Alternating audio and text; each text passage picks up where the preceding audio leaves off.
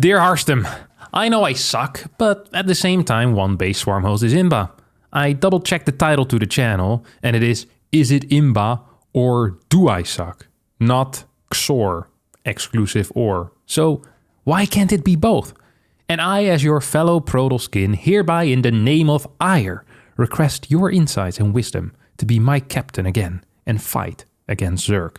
In this game I did a pylon scout and saw a lack of natural as well as an early pool. Pool timing was so early that I was sure it has to be a 12 pool. So I defended with a wall and 2 zealots. I got confused immediately when I only saw 4 links banging on my door. So I made an adept to scout his base. I did not see his infestation pit during the scout, but I did see 2 gases and a lair, as well as 3 spines that profoundly confused me. My first reaction was a Ling Roach Nydus rush, or Nydus with mass links, so I decided to make some oracles and void rays for that. I reckon that he might have also had a hidden base, so I sent my zealots around trying to find it, but failed.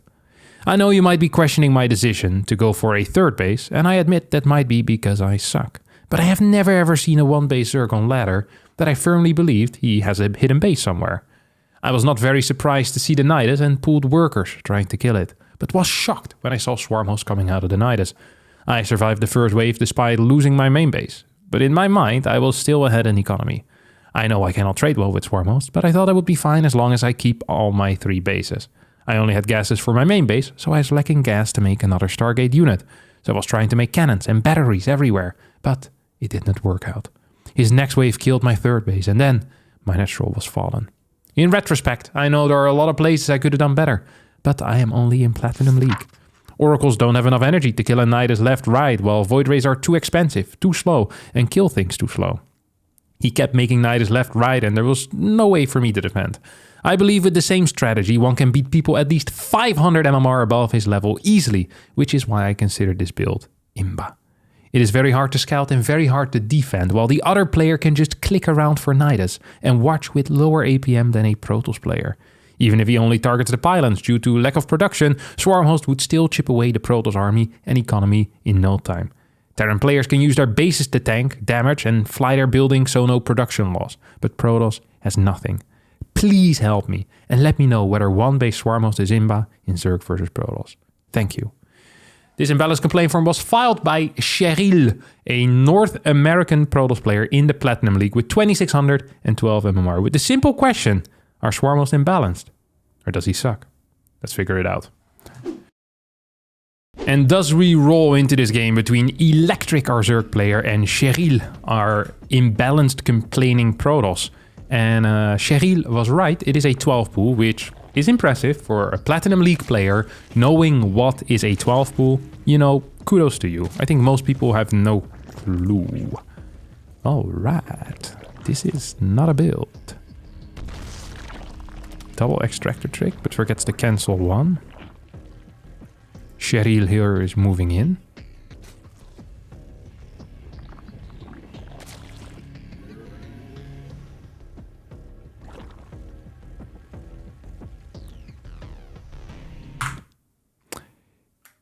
Interesting. Very interesting. Cheryl scouted that this was a 12 pool because the pool was darn early, okay? That's impressive. But let's just go back just a little bit here and see what he actually scouted. Because I don't think he's interpreting the information correctly whatsoever. There's a couple of big tells that no links are going to be coming out. So, first of all, the complete lack of larva or eggs in production. Now he's looking at this, he sees the pool finished. So, in Cheryl's mind, technically this could be a ling. Technically this could be a ling. We know that it isn't, but he doesn't know when this got started exactly or exactly when the pool finished because he isn't too keen on the exact pool timings here. We know, however, even if we're Cheryl here, that the maximum amount of links is just going to be 2. Against a 2-ling attack, we don't act. This is not a standard 12 pool. A standard 12 pool comes out with 6 links initially, then follows up with 2 more sets of links. This is something completely else. And this is just a problem of interpretation. This is like having the instruction manual on how to build a car, but it's in a language that you can't read. You're gonna get a very weird car in that case, unless there's a lot of pictures. And pictures, of course, are universal. But here Cheryl scouts that these links are extremely late. So any type of anti-12 pool response at this point is going to be fairly overblown. This Zealot didn't need to be chronoed, and he knew that because he had the probe scouting there. This is a problem of scouting interpretation rather than anything else. He has the info, he just doesn't know how to parse it properly. That's an issue I see very often, but then it doesn't matter whether you scout it or not, because you're not doing the right thing with the info. It probably actually would have been better not to scout whatsoever, because these links hit so late. An adept would have been out in about 8 seconds from now. Or, well, no, a little bit later, sorry. In about 15 seconds after these first 4 links attacked. So this is already weird. On top of that, there's also no hatchery, and you saw a quick gas. So you know you're dealing most likely with a 1-base play, because it is extremely low drone count, no natural, low mineral eco, and that means heavy tech. Now, the number one thing that you want to do against this type of play is probably keep a probe alive to try and see if a hatchery ever does come down, or otherwise try to get some information with this adept, send it across the map as quick as you can, as well as maybe getting a blind battery and quick tech yourself. You want to probably spend some of that gas that you have into tech. For now, Cheryl has managed to actually get such late tech that he has later tech than you would usually have with a more economical build with a later second gas. Look at this. He's floating 300 gas before throwing down any type of tech structure, which is really weird. On top of that, he has no information either. Like none. Nada.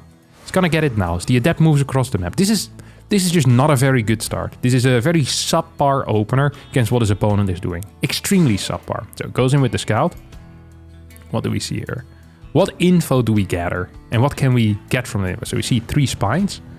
We walk into spine range. We walk into spine range again. And then we lose our... we lose our adept. So not the greatest adept control. I'm not going to flame you too hard for that. I don't think you can... It's not that easy to expect those 3 spines, but let's just try to figure out what this info could mean. So what have we seen so far? Okay. We have seen, let's just actually pause it here for a second so we can take it calm. We've seen 2 gases, 3 spines. I think we know that there is no link speed out right now. I'm pretty sure. Yeah, okay, we actually do know. Look at that. We're fighting a link without speed.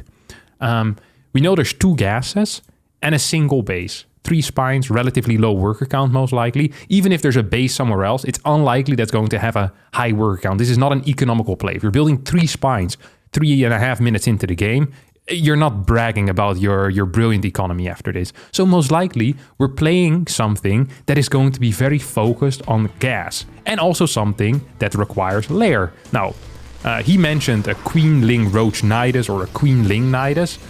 These types of builds probably would not need gas as much. And also, because you're building units so quickly, because you're going for a Nydus that requires units, you wouldn't need these 3 spines. So if you just think about the problem clearly, it most likely is going to be a tech-heavy and a gas-heavy unit. And that really only leaves 2 options, either the Mutalisk or the Swarmhost Nydus, okay? So these are the things we really need to prepare for. Now, simply said, for the Muta, I think opening up with an Oracle would be fine. Against Swarmhost, I think opening up with an Oracle would be fine. So in both cases, having a quick Oracle would be great. However, against the Nydus Swarmhost, it would be nice to have Zealots close by your main base in case a Nydus decides to go up in your main. Using your Zealots to scout around doesn't make much sense, especially given the fact that you know there is no link speed.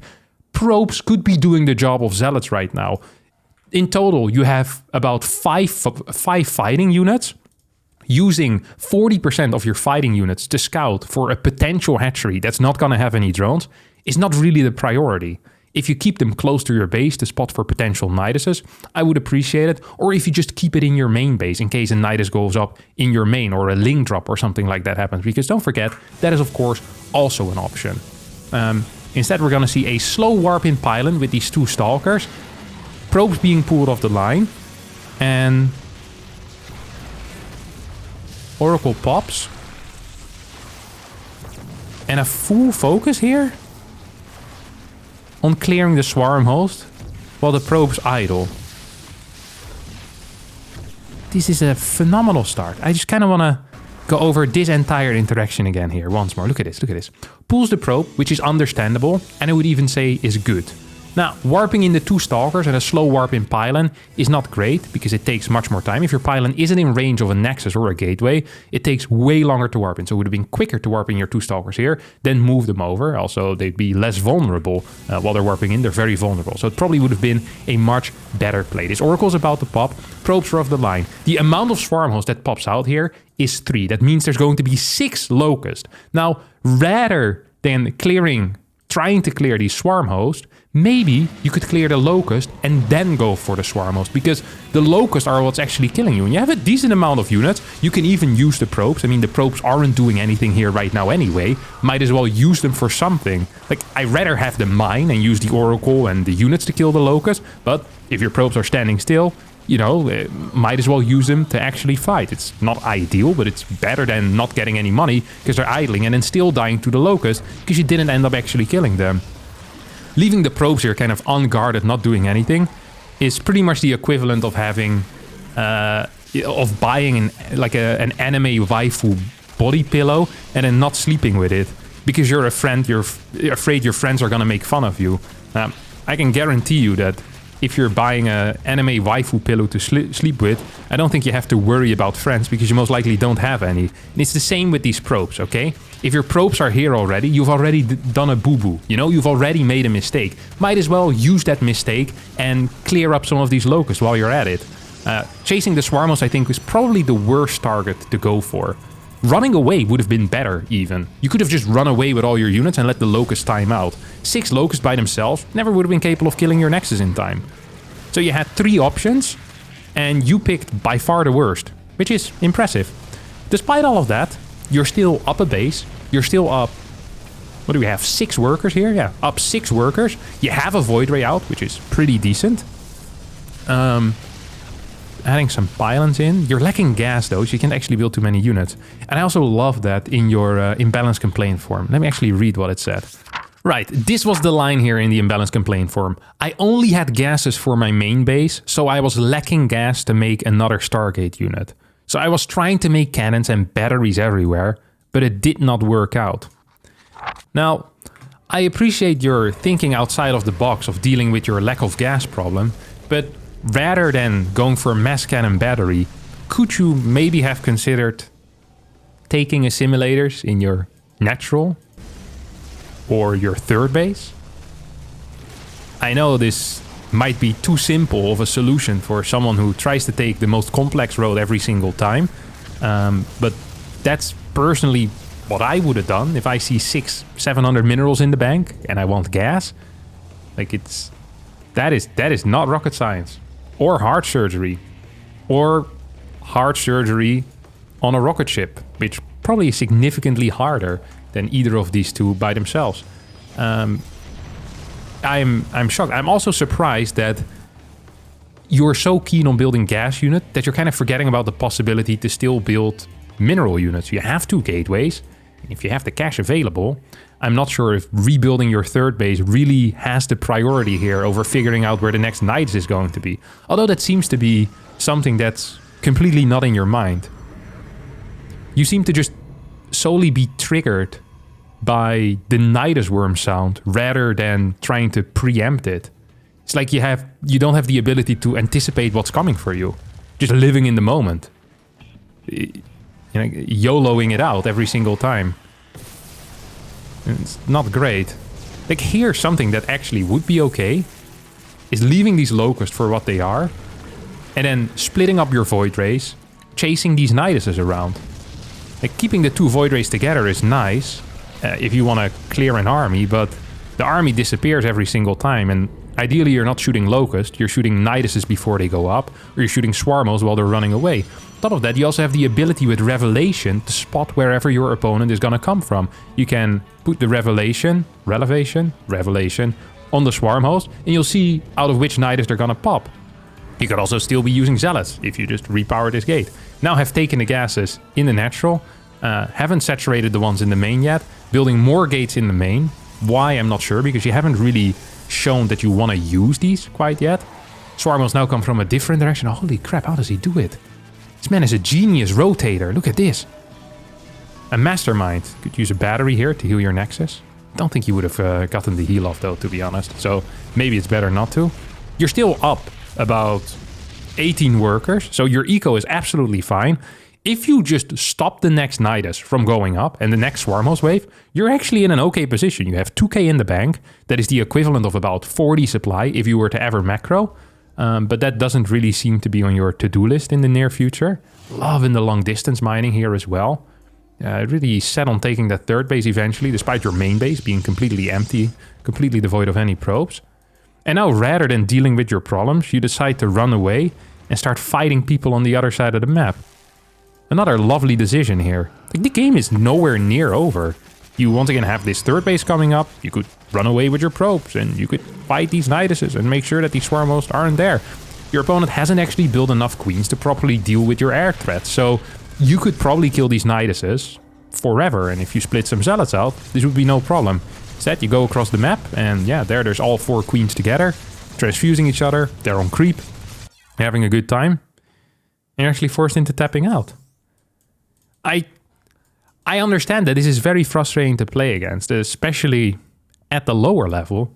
But if we summarize the game, it basically started with you misreading the 12 pool, misreading the 1 base, because you thought there was a second, misreading what tech they were going to go for, because you don't understand how gas count works, then misreading the first situation where the Nydus pops up in your main base, also having probably the worst possible response by getting the third base as a response to a 1 base all-in. So not only misreading, but also responding poorly. Despite all of those mistakes, you still find yourself in an economic lead with units to deal with this situation that at that point isn't out of hand yet. Basically, up until the very end where you fly across the map, at any point you could have decided to split up your Void Rays, your Oracles, warp in some Zealot, and you honestly probably would have been fine. It would have been a playable game as your eco was indeed quite decent. That is the one thing that you did well. So you had a lot of workers and you had a lot of bases, which you kept on rebuilding.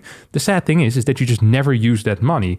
So really what I'm saying is that you responded poorly every single time. You scouted okay, but then misinterpreted the information every single time. If the Zerg is not allowed to win in this case, like what else do you need to do wrong for it to be a fair game? So no, I don't actually think this is imbalanced at all, my dear friend. I think you just suck. And that's just the way it is. All right. Thanks so much for watching this episode of Is It IMBA or Do I Suck? Do you believe that you have found some real imbalance, unlike this Swarm Host Nydus stuff? Be sure to send it in. Form is in the description. Fill in the Google form and we'll perhaps get back to you next week. Thank you so much for watching and bye-bye.